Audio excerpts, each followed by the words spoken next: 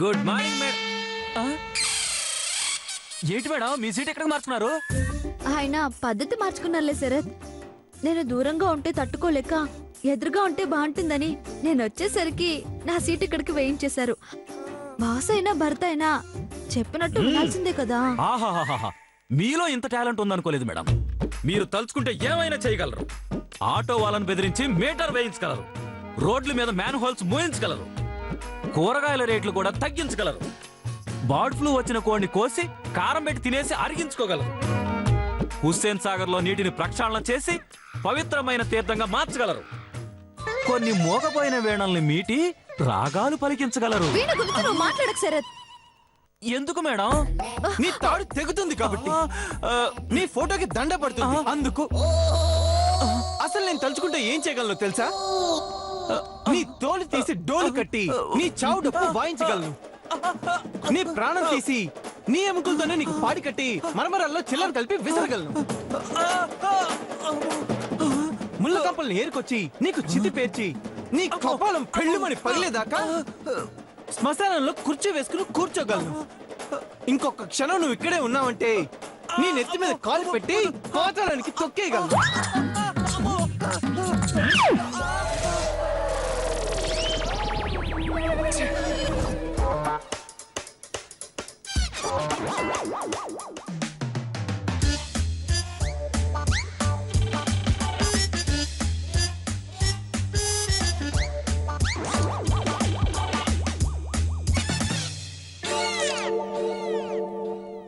కర్మ, గుడ్ల గుబులా ఏంటా చూ? నా ఇష్టం అండి, నా మగుణ్ణి నేను చూసుకుంటాను. రొమాన్స్ లో ఇదొక భాగం, ఇదొక అందమైన భావం, ఇదొక మూగ భాష, మౌన ఘోష, సంకేతాల సందేశం, శృంగార సంగీతం. కొంచెం తెలుగులో చెప్పాడవే. పూర్తిగా తెలుగులో చెప్తే మీరేడుస్తారు, అందుకే తెలివిగా చెప్పా.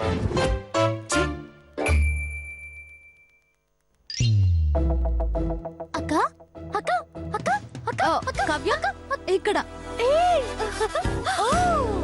ఇద్దరు దగ్గరగా ఉండాలని ఇలా సెట్ చేసుకున్నారు కదా. ఏయ్, నీకెందుకు? పో బయటికి. పోతానులే కానీ ఒక 10 minutes ఉండు బావా. మేము ఎంగేజ్మెంట్ కి సంబంధించి కొన్ని ముఖ్యమైన విషయాలు మాట్లాడుకోవాలి.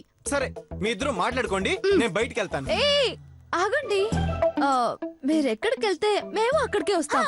పదండి బావా. ఏమండి కూర్చోండి, 10 నిమిషాలే కదా, అడ్జస్ట్ అవ్వచ్చు కదా.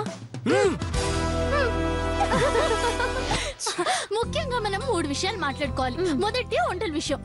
చెప్పు, ఏ వంటలు చేద్దాం? వంకాయ, బంగాళదుంప, ఆవకాయ పప్పు,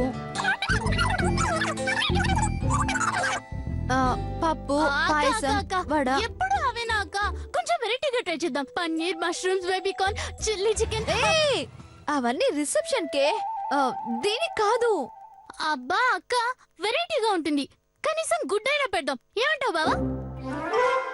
గడిది గుడ్ అయితే బెటర్ ఏమో. ఆయనకి గాడిది గుడ్డు పెట్టదన్న విషయం కూడా తెలీదు. ఆయన ఎందుకు అడిగావు?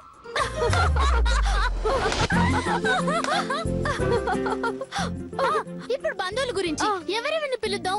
నాన్న వాళ్ళ చెల్లి కూతురు వాళ్ళ కొడుకు కూతురికి పెళ్ళైంది చూడు, దాన్ని పిలుద్దామా? వద్దే, అది రాక్షసి.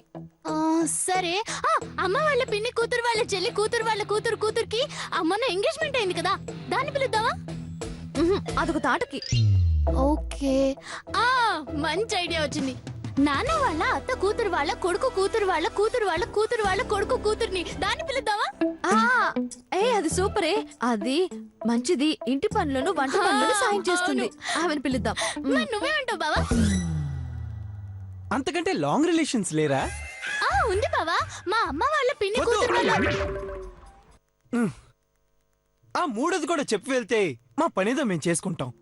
ఓకే, ఇప్పుడు మూడోది చాలా ముఖ్యమైన విషయం, చీరల గురించి. ఇప్పుడు నేను ఎంగేజ్మెంట్ కి ఏ టైప్ సారీ తీసుకోనాక? పట్టు చీర తీసుకోనా, ఫ్యాన్సీ సారీ తీసుకోనా, ట్రెడిషనల్ గా ఉండాలా లేకపోతే గ్రాండ్ లుక్ ఉండాలా? ఎలాంటి సారీ తీసుకోమంటావు?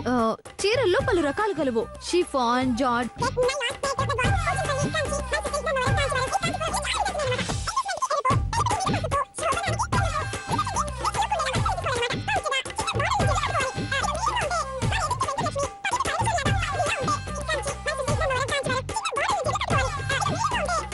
నాలా సన్నగా ఉన్న వాళ్ళు పెద్ద పెద్ద బార్డర్లు డిజైన్స్ ఉన్న చీరలు మనం కట్టుకోవాలి. మన ఎదుటి వెంకటలక్ష్మి పక్కింటి పరమేశ్వరి లాగా పందిలా ఉంటే పల్చగా చిన్న బార్డర్ ఉన్న చీరలు కట్టుకోవాలి. ఇక మీడియం గా ఉంటే అసలు ఏమీ కట్టుకోకూడదు, అలాగే తిరగాలి. చిచ్చి అంతా మీలాగే ఉంటారండి. భలే వారే. బావంతేనాక ఓసై, ఇది ఆఫీస్ అనుకుంటున్నారా? బొందనా సెలక్షన్స్ బట్టల షాప్ అనుకుంటున్నారా? చీరల్లో పలు రకాల గురించి చర్చించుకోవడానికి ఇదేమన్నా మీ ఏడుకొండలు కట్టించిన 7 అంతస్తుల మేడ అనుకుంటున్నారా? కావాలంటే ఇద్దరిని జాబ్ నుంచి పీకేస్తాను. ఇంటికి వెళ్ళి ఏం వేసుకోవాలనే దాని గురించి డిస్కస్ చేసుకోండి. వెళ్ళండి. ఏంటో అక్క, ఈ బావెప్పుడు మండిపడుతూనే ఉంటాడు, ఆ బావెప్పుడు ఏదో ఒకటి వండి పెడుతూనే ఉంటాడు. మా ఆయన మాత్రం సున్నితంగా సుకుమారంగా శృతిమెత్తగా మాట్లాడుతూనే ఉంటారు తెలుసా. అవునా? అయితే అక్కడికి వెళ్ళి తగలడవే. నా ఛాంబర్ లో కూర్చొని తొక్కలో మీటింగ్ పెడితే తొక్క తీస్తా. ఏమనుకుంటున్నావో? పా.